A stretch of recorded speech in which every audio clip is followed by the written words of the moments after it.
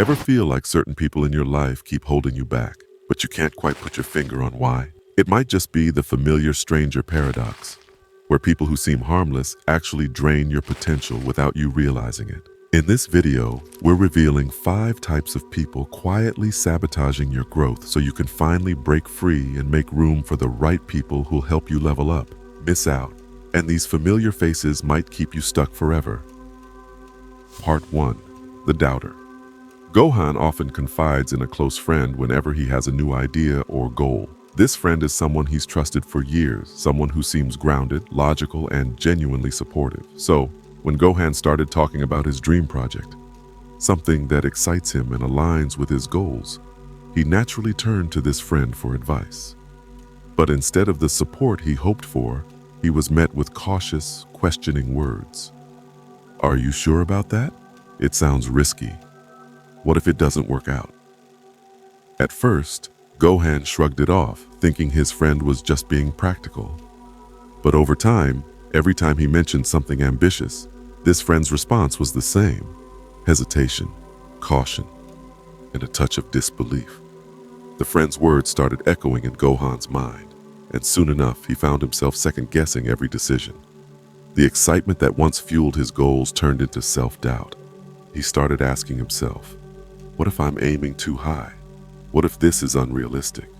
Carl Jung believed that the people around us often mirror parts of ourselves that we may not fully understand or accept. In this case, the doubter friend represents Gohan's hidden insecurities. While this friend's doubts are external, they resonate deeply with Gohan's own fear of failure. It's as though this friend has become an amplifier for the whispers of self-doubt that Gohan tries to ignore. Albert Camus would argue that the familiar relationship makes this influence even stronger. Because this person is part of Gohan's trusted circle, the doubt feels personal, even reasonable, as if it's coming from within Gohan himself. Gohan realizes that he's been unknowingly internalizing his friend's doubts, letting them seep into his own dreams and goals. To move forward, he understands that he needs to separate his friend's fears from his own ambitions. Not all doubt is bad. A healthy dose of caution is sometimes needed, but relentless questioning that consistently undermines his confidence only serves to limit his potential. Gohan learns that while it's okay to seek advice, he must remain true to his own vision and avoid letting others' fears dictate his path. With this newfound understanding, Gohan begins to distance himself from the influence of doubt. But his journey is far from over. Part 2. The Contented. Gohan has another friend who's the opposite of the doubter. Not someone who questions his ambitions, but someone who seems completely satisfied with where they are in life. This friend's favorite motto is, "Life's good, why change anything?" Whenever Gohan mentions wanting to improve himself or pursue something challenging, this friend is quick to tell him to relax, take it easy, and enjoy what he already has. At first, Gohan thought this advice was harmless. After all, it's good to appreciate what you have, right? But as time goes on, he starts noticing that every time he talks about growth, this friend's response is always the same. Why stress? You're fine as you are. What Gohan doesn't realize is that this friend's attitude towards life is subtly pulling him into a state of comfort, a bubble of complacency that goes against everything he's working towards. This friend's approach might seem peaceful, but it quietly encourages Gohan to settle, to stop striving for more. The comfort zone is appealing, but Gohan starts to feel like it's suffocating his ambitions.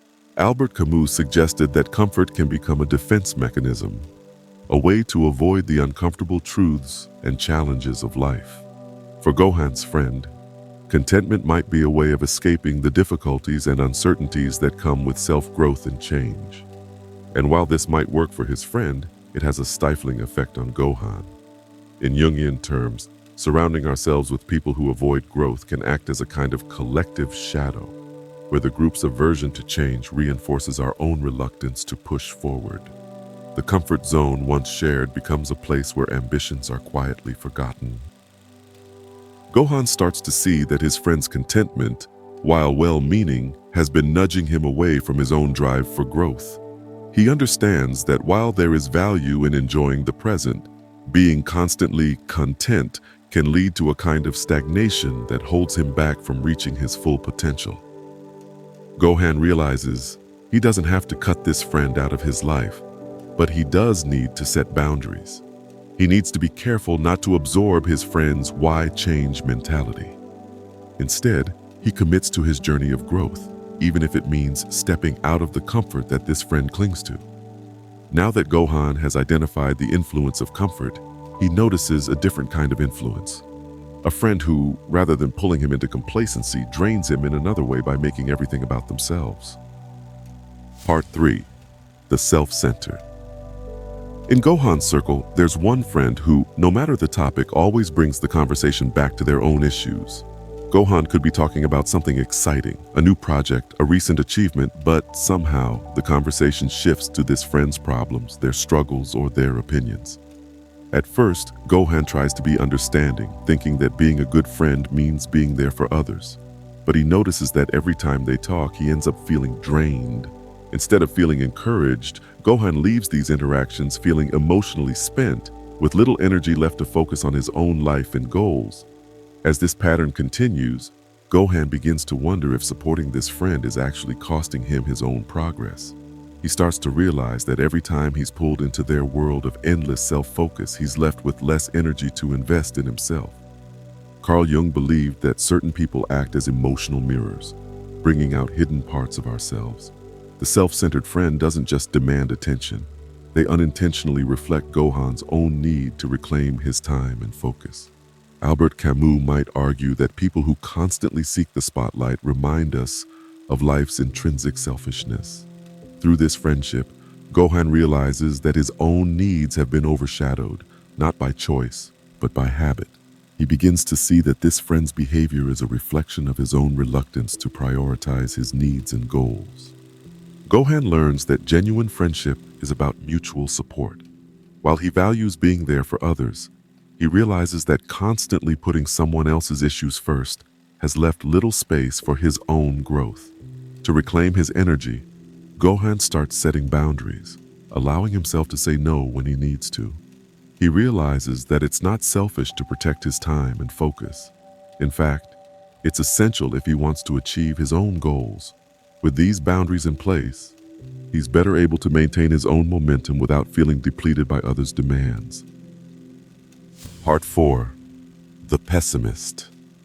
In Gohan's life, there's a friend who never fails to highlight what could go wrong. Every time Gohan shares a new idea or opportunity, this friend is quick to point out potential pitfalls. Are you sure that's worth it? What if it doesn't work out? At first, Gohan thought of these comments as helpful reminders to consider all angles, but over time, he realizes that these words are having an unintended effect on him. He starts second-guessing his own ideas, holding back on risks he'd otherwise take. Gohan notices that he's begun to view his goals through the same lens of doubt, creating hesitation where there used to be confidence. Slowly, Gohan realizes that this constant negativity is not only clouding his outlook, but is affecting his ability to pursue his ambitions. The friend's skepticism is feeding into a cycle of negativity, making him feel as though any new venture is doomed before it even begins. In Carl Jung's view, pessimists often project their own inner fears and limitations onto the world around them. They see challenges everywhere because they're grappling with their own doubts. Albert Camus might say that such individuals reject life's potential, choosing instead to focus on life's absurdities and struggles. Gohan comes to see that this friend's outlook isn't about him or his goals. It's a reflection of the friend's own fears. However, by absorbing these views, he's unintentionally creating an internal barrier, holding him back from fully embracing his potential. Gohan recognizes that pessimism breeds hesitation, making even small steps forward feel monumental. He decides to distance himself from this friend's outlook, limiting his exposure to their negative views.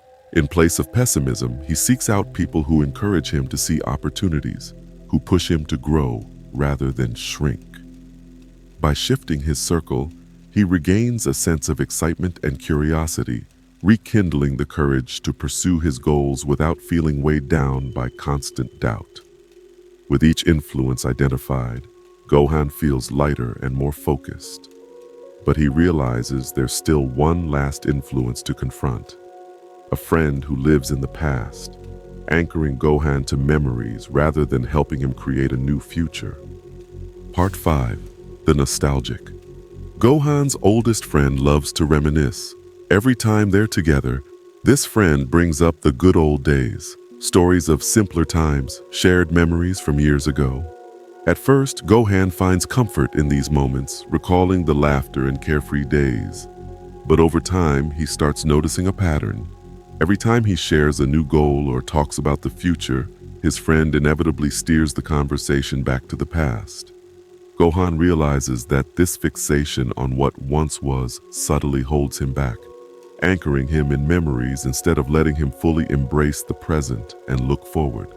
While nostalgia can feel like a warm escape, Gohan begins to see it as a gentle tether, pulling him back whenever he tries to move forward. His friend's attachment to the past, though well-intentioned, quietly reinforces a mindset that avoids change and growth. Carl Jung believed that when we hold too tightly to the past, it creates a mental block that prevents growth and evolution.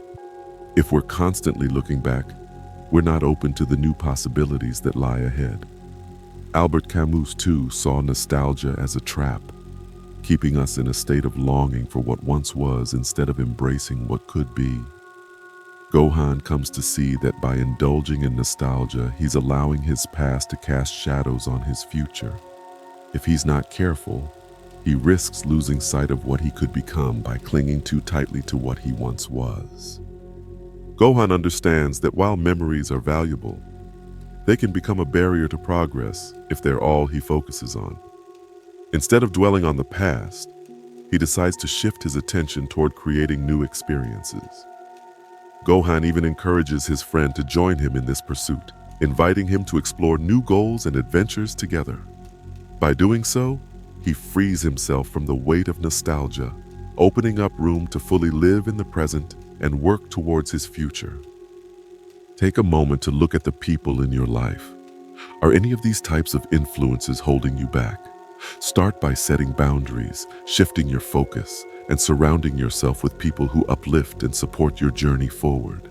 If this video resonated with you, hit subscribe and join us for more insights on personal growth, self-mastery, and the journey to becoming your best self.